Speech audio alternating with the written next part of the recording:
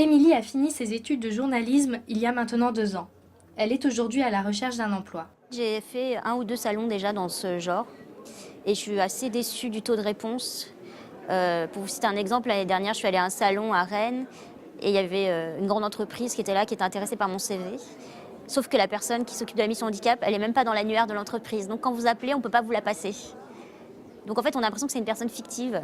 En France, quand vous êtes en fauteuil, clairement, en tout cas en situation de handicap, comme on dit maintenant politiquement correctement, il faut être soit téléconseiller, soit commercial, et vous n'êtes pas forcément bien payé. Effectivement, ces postes sont les plus présents sur ce salon. En revanche, certaines entreprises ont mis en place un service qui se charge de l'intégration des personnes handicapées. C'est les 2 personnes qui m'ont accompagné, donc ils s'occupent spécialement de la mission handicap, donc aussi bien les relations avec les associations, ensuite elles s'occupent aussi éventuellement des aménagements particuliers qu'il peut y avoir besoin en agence, qui s'occupent de la période d'intégration, de formation, donc il y a un suivi personnalisé.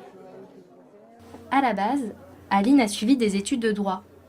Elle est actuellement en formation afin de se réorienter dans l'administratif. Elle repartira de ce salon avec une promesse de stage. C'est déjà un début positif pour moi. Je pense que oui, ça peut donner quelque chose. Parce qu'il faut être optimiste dans la vie pour obtenir quelque chose en fait. Voilà. Mais je suis confiante, je pense que ça va aller. Comme elle, ce sont des centaines de personnes qui se sont rendues au Quartz à la recherche d'un stage, d'une formation, mais surtout d'un emploi.